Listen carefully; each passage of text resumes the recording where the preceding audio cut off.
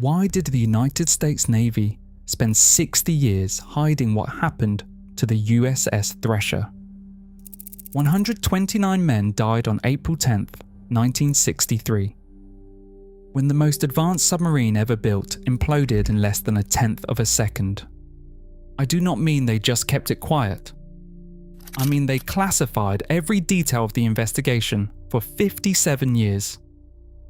A retired Navy captain had to sue the federal government in 2019 to force the release of the documents. And here is the part almost nobody knows. The reason Robert Ballard found the Titanic in 1985 was because the Navy was using his deep-sea camera to secretly photograph the Thresher's wreck. So what exactly were they hiding? And how did the deaths of 129 men lead to the most famous shipwreck discovery in history? The USS Thresher was the lead ship of a brand new class of nuclear attack submarines. She was the most advanced submarine ever built when she was commissioned in 1961. Her motto was Silent Strength. She was 278 feet long and displaced over 4,000 tons submerged. She could dive to 1,300 feet, nearly double the test depth of any previous submarine. Her hull was made of revolutionary high-yield steel. She carried the most advanced sonar ever placed in a submarine, and her engineering was mounted on vibration-isolating rafts that made her nearly undetectable. She was a Cold War hunter-killer, built to find and destroy Soviet missile submarines before they could launch nuclear weapons at American cities. Her captain was Lieutenant Commander John Wesley Harvey, 35 years old, in his first command.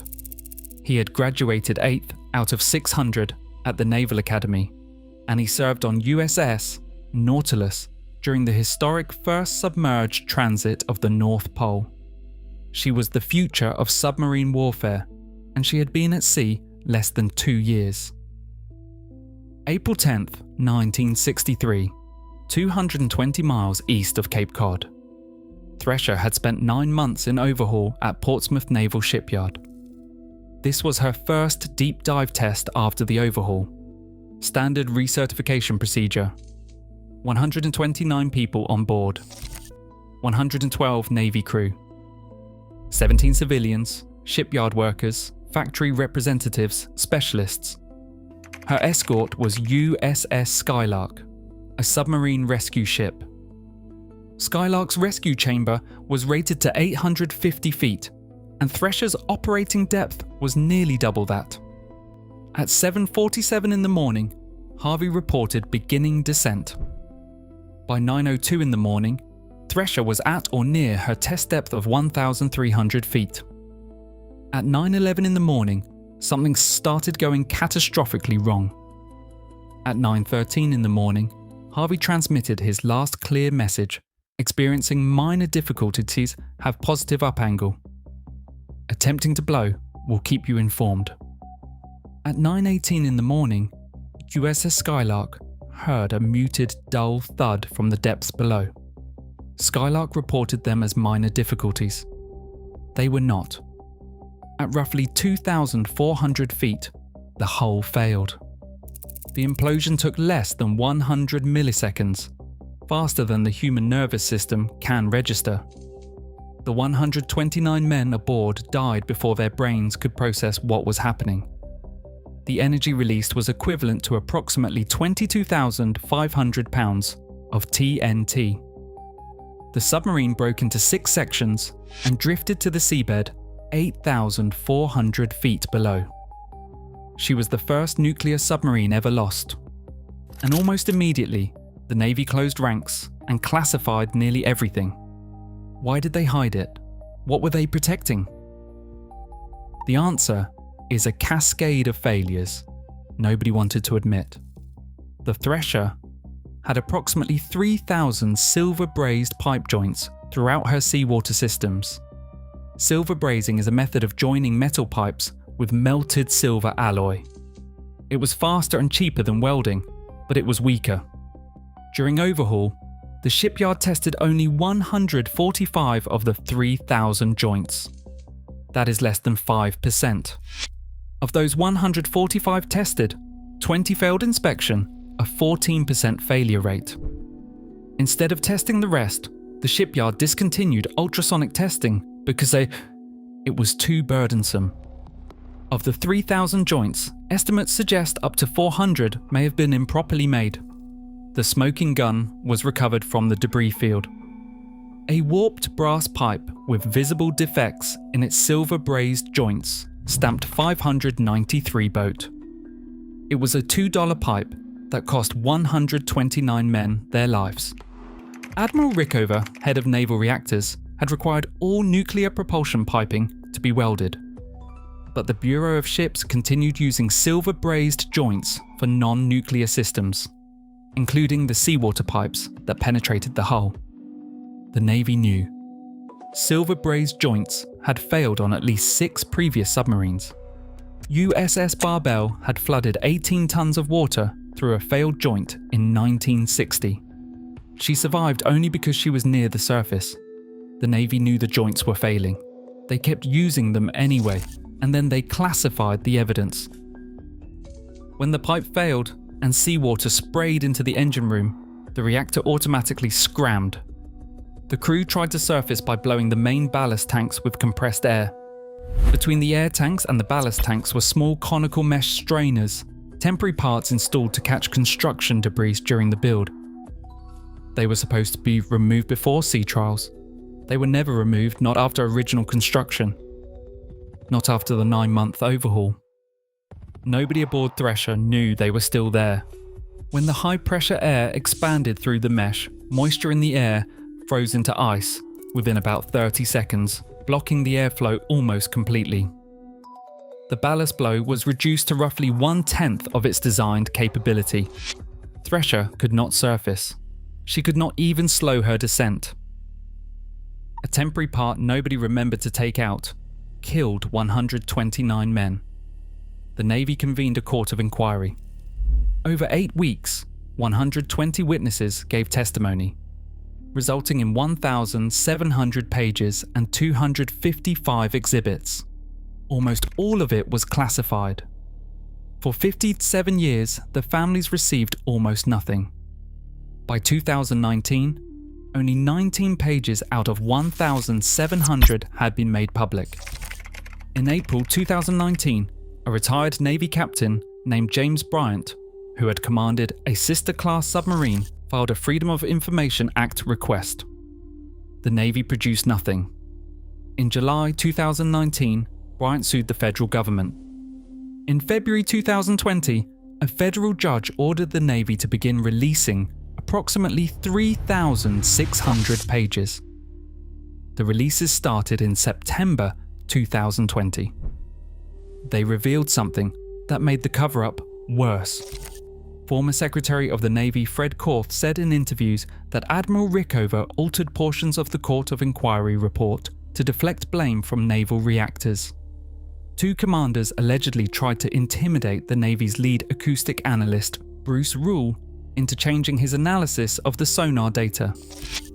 The Navy was not just hiding the cause of the disaster, they were protecting their own. The Thresher was not classified to protect national security. It was classified to protect the Navy from itself. In 1982, a Naval Reserve officer and oceanographer named Robert Ballard asked the Navy to fund his revolutionary deep-sea camera system. His dream was to find the Titanic. The Navy had no interest in a British ocean liner. But they had 2 problems, the USS Thresher and the USS Scorpion. Both were nuclear submarines. Both lay on the ocean floor. Both had reactors the Navy needed to examine for radioactive leaks. The Navy offered Ballard a deal. They would fund his system, and in return, he would first survey both submarine wrecks. Only if time and money remained could he search for the Titanic. Ballard suggested the Titanic search as a cover story, to prevent the Soviets from realizing the Americans were examining their lost nuclear submarines. In 1984 and 1985, Ballard surveyed the Thresher and the Scorpion. He found both reactors safe.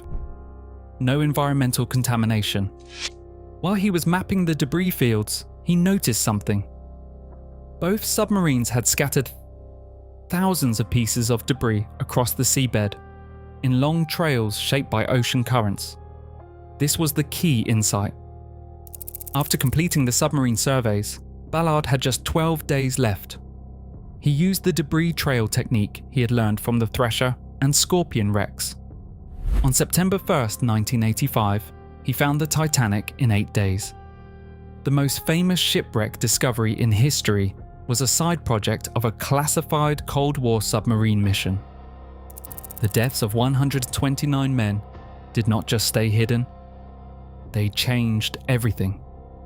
And we only know it because of a lawsuit 57 years later. Less than 2 months after the Thresher was lost, the Navy created SubSafe, the submarine safety program.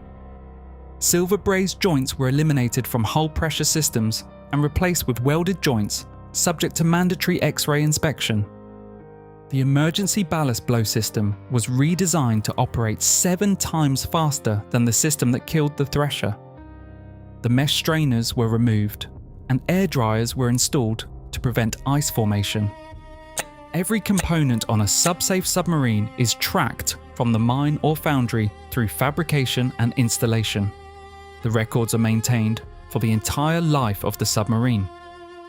Before SubSafe, the US Navy lost 16 submarines in 48 years, an average of 1 every 3 years. 454 men died. Since SubSafe was created in 1963, 0 SubSafe certified submarines have been lost. That is 63 years.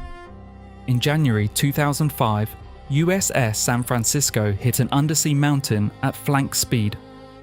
The impact crushed the bow and killed 1 sailor, but the SubSafe certified hull held. The program is credited with saving more than 200 lives on that single submarine. Today, at Electric Boat, every submarine builder listens to the recorded sounds of USS Scorpion imploding as part of their training.